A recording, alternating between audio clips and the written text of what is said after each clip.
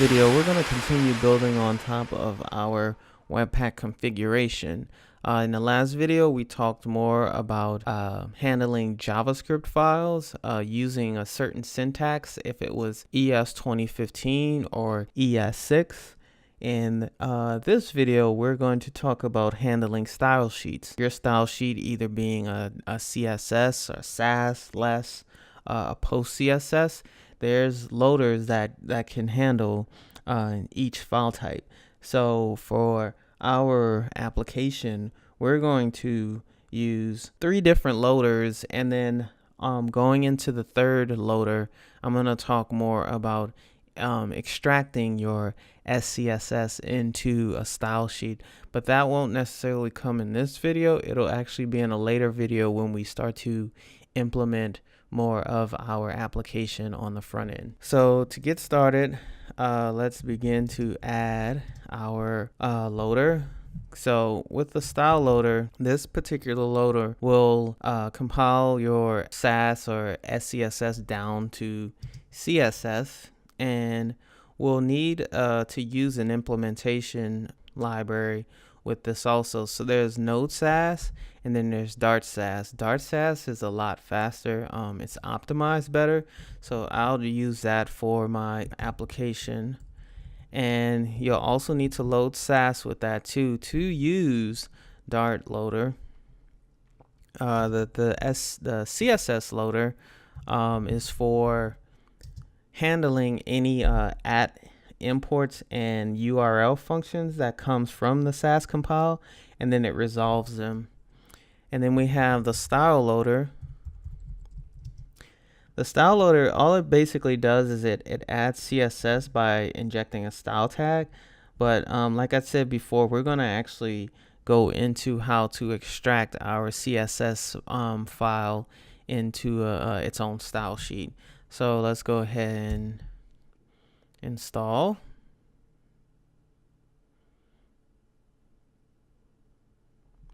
All right. So the other thing we want to do is, I kind of did it here already, is I basically just copied the javascript.config.js file and copied it into a style sheet config.js file. Let me take this out, and we're just going to start from the beginning. So just like we did with the JavaScript, we have to create a rule for this style sheet module. And like the JavaScript, we have 2 required properties. One is the test. So what we want to do is we also want to make sure that if there's a case where we need to resolve a CSS file, we should do that within the test. So I would say for every CSS, SASS, and SCSS file, I want to run that against any loader that's a style loader.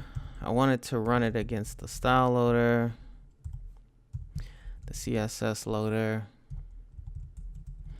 And for the SASS loader, I need to use the implementation of SASS to use the Dart loader. So here's what I'm going to do. I'm going to do what I did for the Babel loader, because I need to use my options. In the case of the style loader and the CSS loader, you can do the same thing, but because I'm not using any options for those loaders, I would just leave them as is, as an index of the array. So what I'll say is loader, SASS loader, and then my options.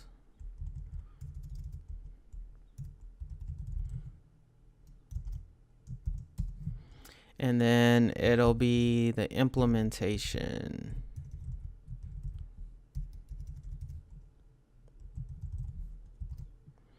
And then what I want to do is I want to require it, because I'm actually using this dependency, which is the SASS dependency. And this is if I'm using the Dart loader, this is the reason why I use this require, is because I'm not using the Node SASS implementer. I'm using the Dart SASS implementation. All right. So now that we have that in place, we can, for instance, we can still run this config, but let me just make sure in the package JSON. Yeah, so in the package JSON, I have scripts that'll actually fire against that stylesheet.config.json file. So let me go in and make sure everything runs as normal.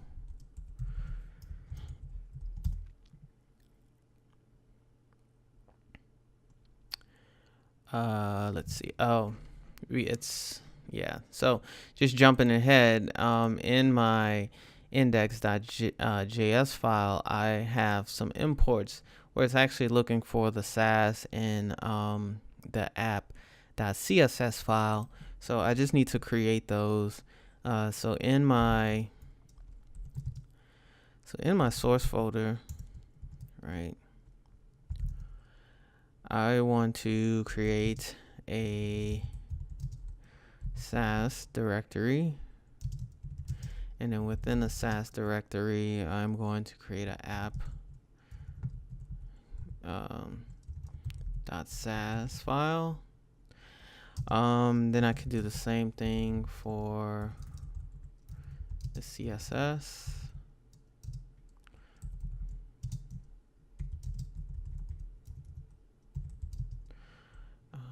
CSS. All right, so let's run that. Okay, so what we'll see here is that we're gonna see everything included now that's in our dependency graph.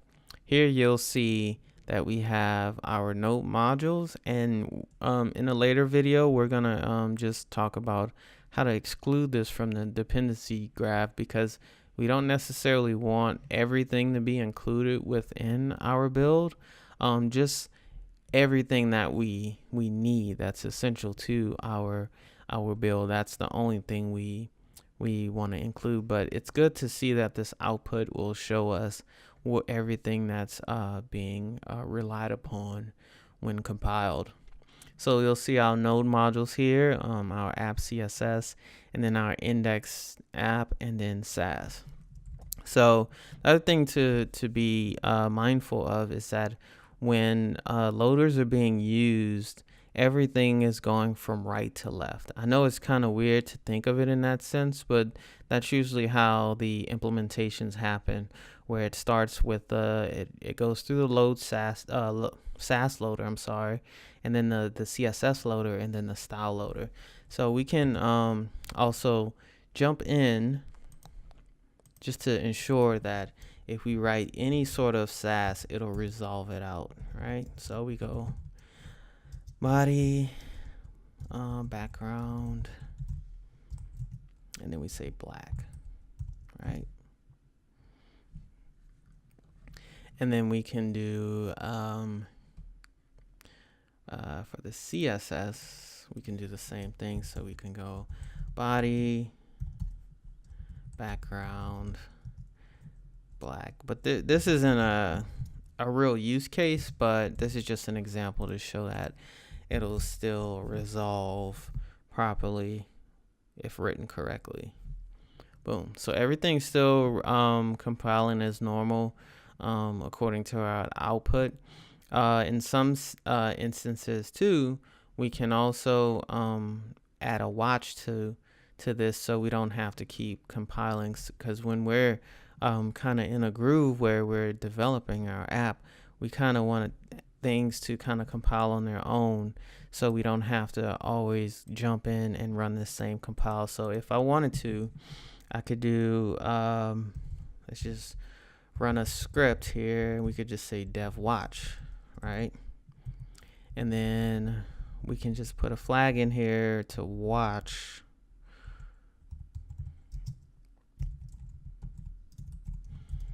And then when I run a dev watch,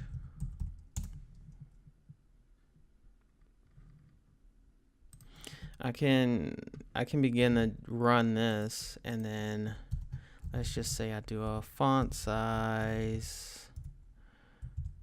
All right, let's just do that, and now you can actually see things start to compile in real time. And if you really were like,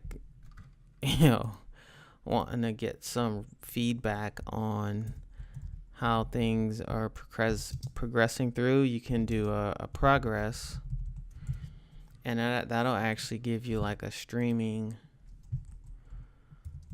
process of everything that's happening. So let's just do a style. I don't know, let's just do font weight 300. But it's so fast, we're unable, well, I'm sorry. See, it's not that it's so fast, but we have to shut it down. There we go. And so if I change it, we could see the progress. Should still be able to see the progress. Yeah, it's so fast that it'll just compile immediately and be good there. So that's it for this video. In the next video, we're gonna jump into some dev server stuff and the HTML web plugin. So if you like this video, please subscribe to this channel, and I'll talk to you in the next one. Thanks.